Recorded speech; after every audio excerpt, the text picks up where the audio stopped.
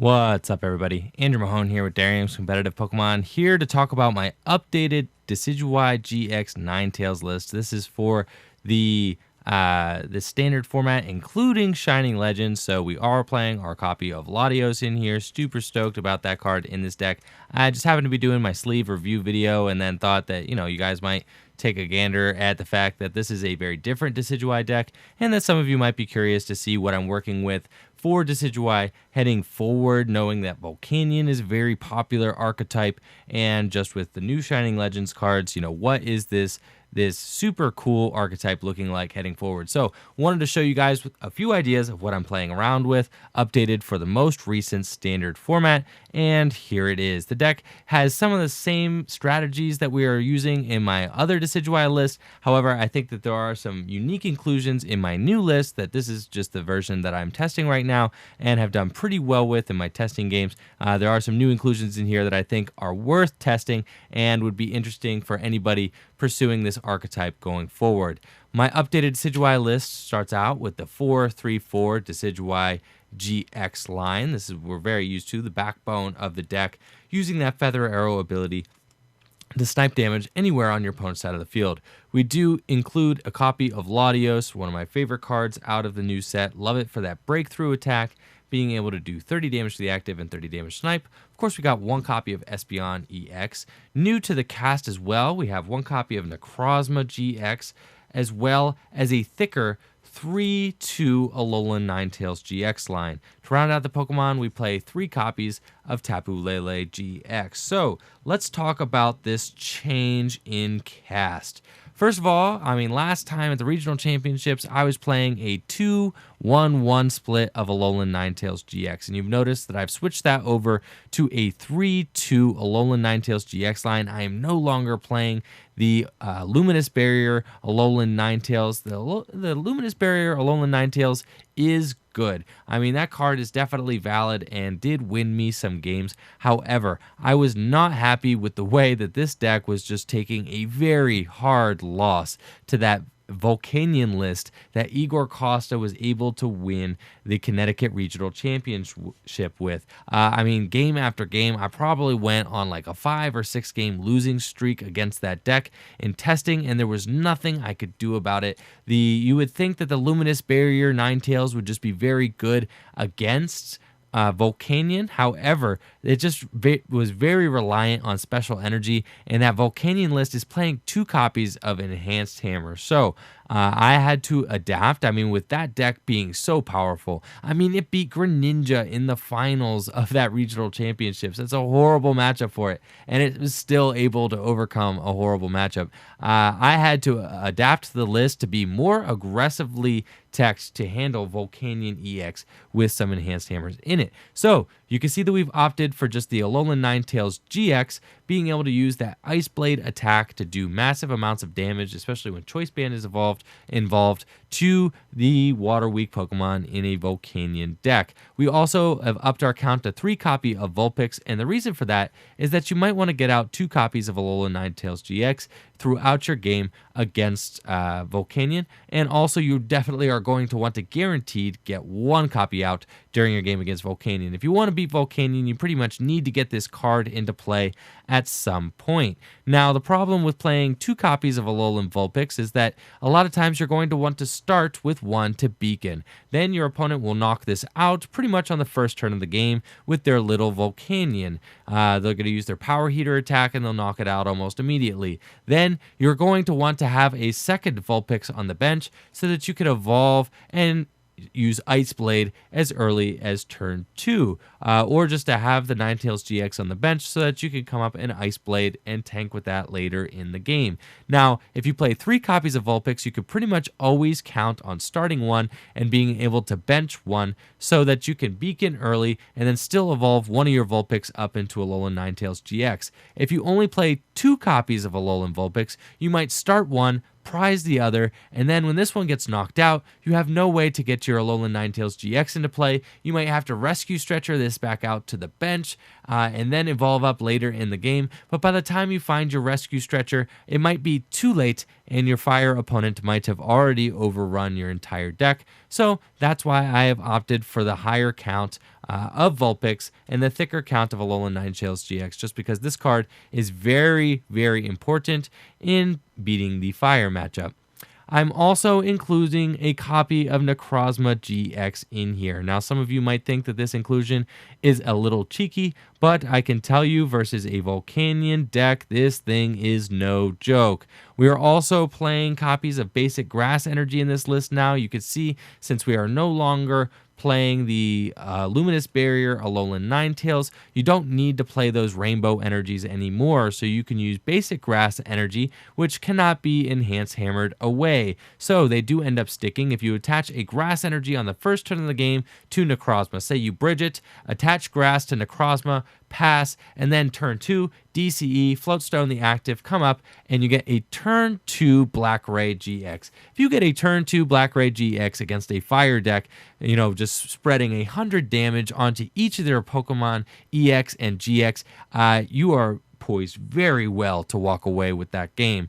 You only need to set up maybe a couple Decidueye, Ice Blade a couple times, maybe Energy Drive once, and the game is simply over. Black Ray GX is just very, very good against fire decks. They play a lot of Pokemon EX and GX. They pretty much need to get a few of them out onto the bench. If you can include, Tapu Lele that they probably use to start to set up, in addition to probably a Turtonator and at least one Volcanion, they're almost always going to have 3 targets on the in play in order to hit with that Black Ray GX attack. Now, it does bother me a little bit that once you do Black Ray GX with this thing, then it is essentially a dead card. Then you got this energy on this Necrozma, and he's not going to be attacking. You cannot Prismatic Burst for, you can Prismatic Burst for 10 damage, but that is pretty much always a bad idea. And otherwise he's just a sitting duck. However, the Black Ray GX move is just so insane against Volcanion decks. This really is the only card that even gives you a shot in that matchup. Since including Necrozma in the thicker Ninetales line, I have brought the matchup from, a horrible matchup to about 50-50. And I'm pretty comfortable with it now, saying that, I think it's a 50-50 matchup with the Necrozma in the deck and the thicker Ninetales line and the inclusion of Latios as well. You definitely have a better shot of winning than you used to.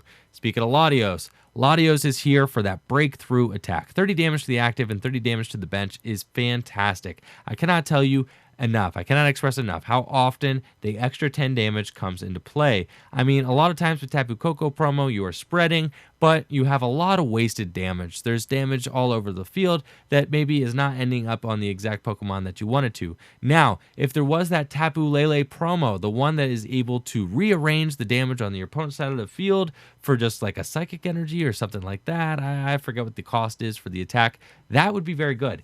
I don't exactly remember what the cost is for that attack, so excuse me for that. It's either a Psychic or a Psychic and a Colorless.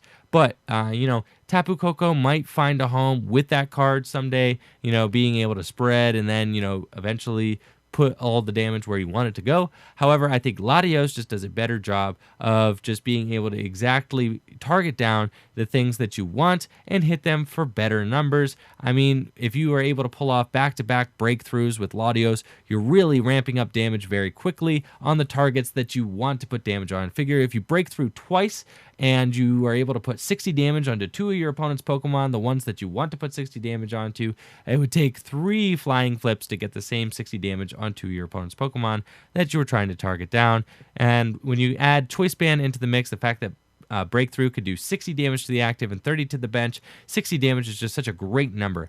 You're 3-hit KOing any Pokemon with 180 hit points. You're hitting Pokemon GX that happen to have weaker, evolution Pokemon underneath or basic Pokemon underneath of them, like Gardevoir GX, for example. If you hit it with a Choice Band with Breakthrough, if you hit a clean Gardevoir GX that happens to just have a Ralts underneath it, then it is instantly ready to be Miraculous Shined. You could pick up the Gardevoir GX and it's left with 60 damage on a Ralts, taking the knockout right away with just one attack of Breakthrough. I really like Latios. I'm not missing the free retreat too much from Tapu Koko promo.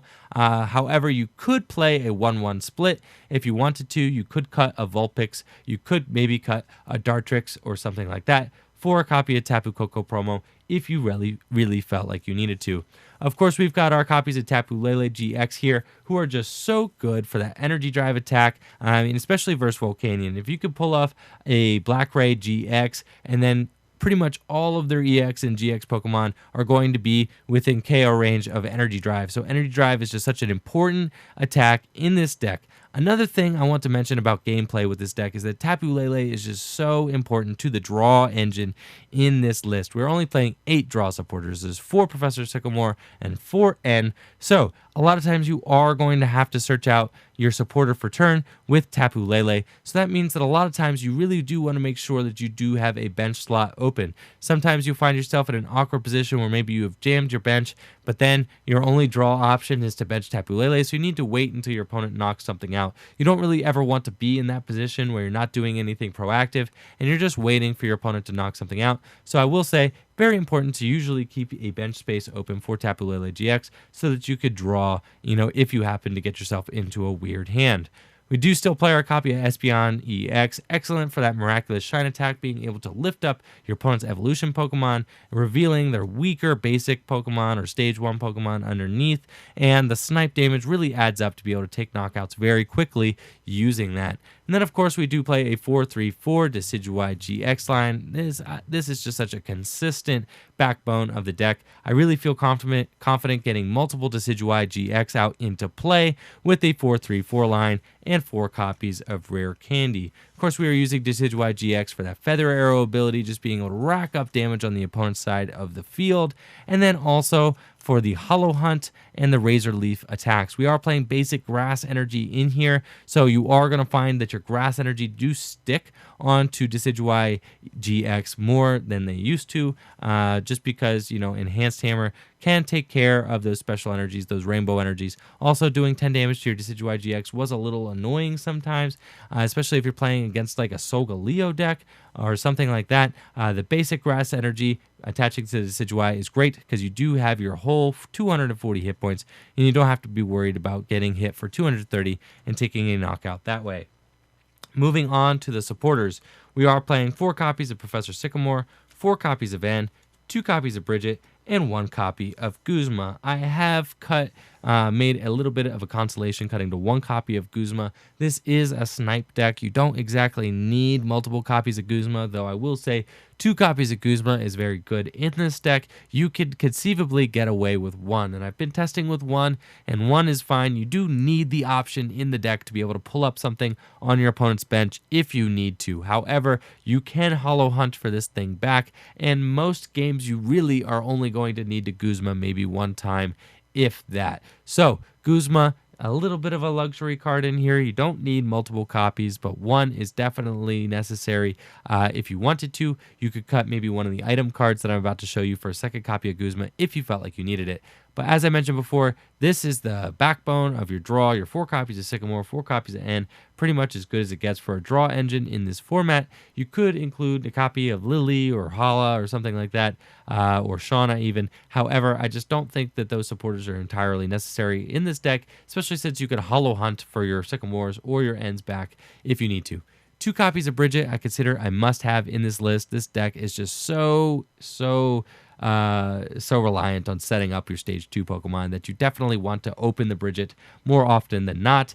And you want to open the Bridget without playing Tapu Lele, since Tapu Lele just takes up valuable bench space for you, and since Tapu Lele is an out to one of your actual draw supporters, you really want to open the Bridget in hand naturally, so you can play the Bridget and then save your Tapu Lele for something like an Ender Sycamore in order to go off on the second turn of the game. So I do love 2 copies of Bridget in here. Moving on to the items, we play 4 copies of Ultra Ball, of course, to search out our Pokemon in the deck, 4 copies of Rare Candy in order to set up our Stage 2s, 3 copies of Floatstone, love the mobility in this list, super good for slapping those onto Decidueyes or anything else, also for conserving your energy. We do play 2 copies of Field Blower, 2 copies of Choice Band, 2 copies of Rescue Stretcher, 2 copies of Max Potion, and 1 copy of Special Charge. There are a couple differences in these items as compared to the last list that I had. you can notice first and foremost that I am playing a copy of Special Charge in here, and I'm a little torn about this. You don't absolutely need Special Charge in this deck. However, if your opponent is going to be playing Enhanced Hammer, which I noticed was popularized by Volcanion, winning that Connecticut Regional Championships. Now, if decks start to go towards that trend, I mean, Enhanced Hammer is pretty good in this format. You're talking about it's good against Gardevoir GX. It's good against Decidueye GX. Good against Ninetales decks. It's really good against Galissapod decks as well. I mean, Special Charge is a valid inclusion, especially if Enhanced Hammer is going to become a part of the metagame in these Volcanion decks and maybe in other archetypes as well. If Enhanced Hammers become popular, I think Special Charge is a must-have just to be able to get, your energy back so that you have more access to it throughout the course of the game. And it's especially good versus Volcanion because Volcanion can Enhanced Hammer your double colorless, and then you can't even safely Hollow Hunt for them back. So you need another way to retrieve them without putting your Decidueye out into the active and just offering up your opponent 2 prizes. So Special Charge has been really good for that. It also just increases the odds of hitting your double colorless later in the game. I did have some situations at Connecticut Regionals where, at the end of the game, I just needed a Sycamore and hit double colorless in order to win the game and just whiffed double colorless. Now with Special Charge, you have more double colorless in the deck at the end of the game and more opportunities to hit the double colorless you need to perform those game-winning attacks. I have cut to only 2 copies of Max Potion. Now, I'm not exactly stoked about that. I really loved 3 copy of Max Potion in here. However, 2 will suffice. I mean, I think you absolutely need to play some Max Potion in here, and 2 is fine. I did sometimes draw into the Max Potion before I needed it and ended up Sycamoring copies of Max Potion when I was playing 3. However, I did feel like I always had it when I wanted it. 2 copies of Max Potion means that you're probably going to be playing just as many as you need. It may end up being the perfect count of Max Potion in this list, especially since you can Hollow Hunt for them back. So the only reason I'm ending up playing 2 copies of Max Potion is because you could play them and then send up Decidueye, Hollow Hunt for them back in a matchup that they're really good in, and then you could get them right back. So I do think that they are good for that, since they can be Hollow Hunted and they can be effective in that way. 2 copies seemed like it would be an okay cut to make.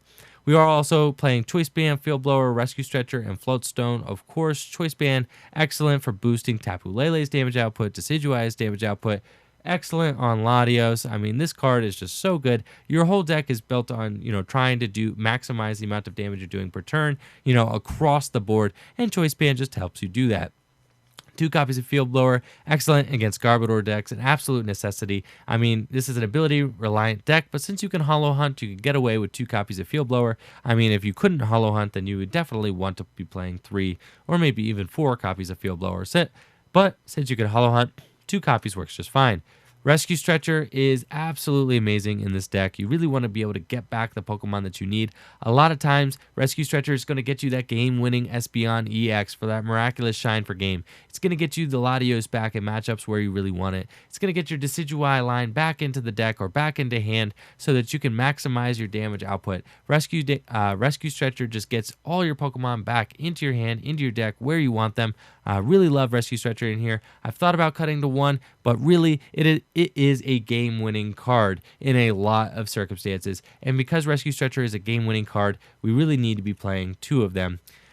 3 copies of Floatstone, like I said, great for that mobility. And that wraps it up for our items. Now, I have changed the energy counts as well. I am still going with 7 energy altogether, and I do think that that's right. I don't think you need a 4th grass option in this list. It's really just not all that important. Grass energy, you're going to be throwing onto maybe Necrozma every once in a while. You'll throw it onto Espeon EX to Miraculous Shine every once in a while, and you'll Hollow Hunt or Razor Leaf with it. But other than that, you don't need your grass energy. Double colorless energy are where it's at, and you can see that we have played a copy of Special Charge here so that we could play many more copies of Double Colorless Energy throughout the course of the game than we were able to previously. So Special Charge really makes it so that even if your opponent is playing Enhanced Hammer, doesn't matter, no trouble at all. Most of your attackers are only taking 1 energy attachment anyway. Tapu Lele GX, 1 energy attachment. Ninetales GX, 1 energy attachment. Espeon EX,